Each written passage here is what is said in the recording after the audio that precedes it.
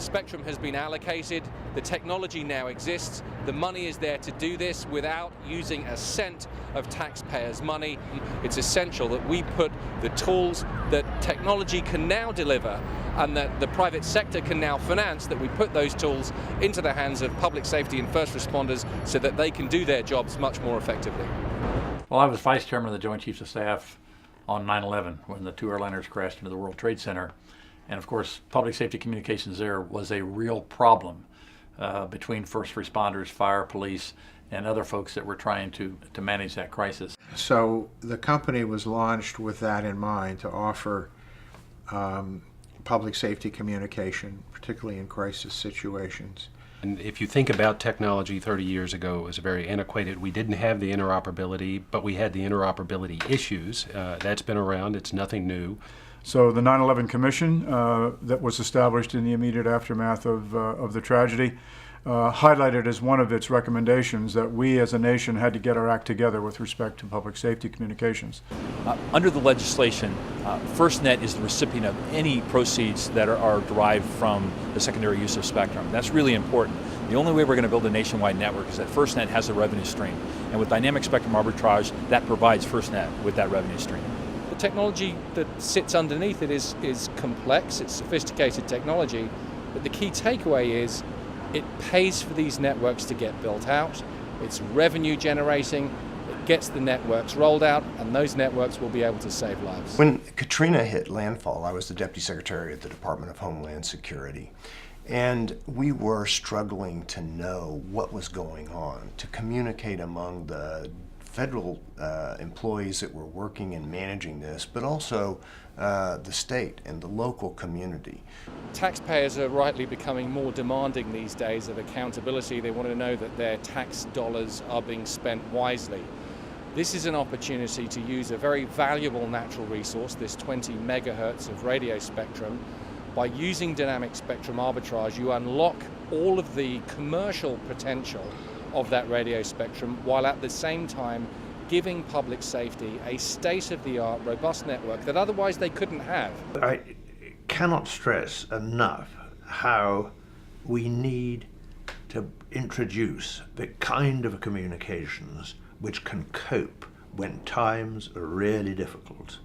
I think people that are responsible, governors and other state officials, even federal officials, want the infrastructure to help in times of crisis, because we're talking about people's lives here. The kind of communication systems which we need are actually not expensive when you work out just what damage can be done by other people or the elements. Today there's no excuse to have fundamental failures of communication among first responders, especially during times of crisis. The tools are available for us, the technology is available for us. The post-9/11 experience of governmental agencies has formulated methods for collaboration that are real. And I think one of the things that helps Rivada with their solution right now is it doesn't require any capital investment.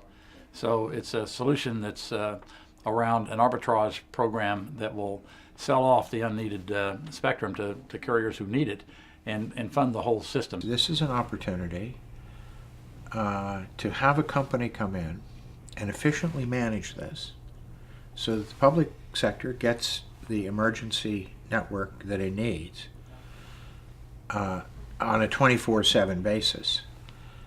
And the state can sell and thereby create new revenue.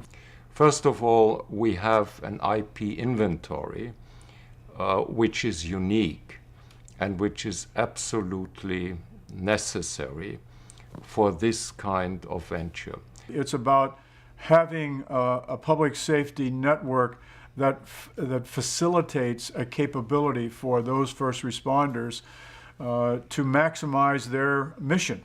What we try to achieve is to combine to fulfill all the needs for the public safety domain and give the operators in the commercial sector an opportunity to piggy on in a very flexible way.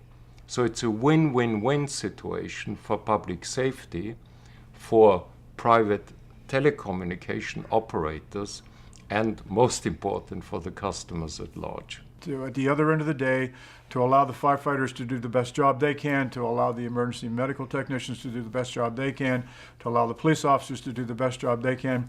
And then when necessary, which is often the case with these big nightmarish events, to gain the additional capability that could be represented by federal assets coming to the scene, state assets coming to the scene, or the local assets from the city next door who you have entered some kind of an agreement with, and when you need them, they'll be there, and vice versa.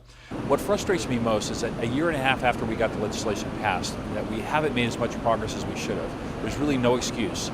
The bandwidth is available for us, the spectrum is available, the money to build it is available, the will is there to do it. Let's make it happen. Rivada Networks is very much committed to bringing to the public safety community a new way of being able to communicate, a new way of being interoperable, because we ultimately understand that whether we're talking about a minor, small-scale event in a community or whether we're talking about a large, nationwide, catastrophic event, it's essential that our first responders have the ability to be able to communicate in a timely way, in an effective way, and in an interoperable way. And that is a commitment of Rivada, and therefore I've decided to put my time and effort into their board.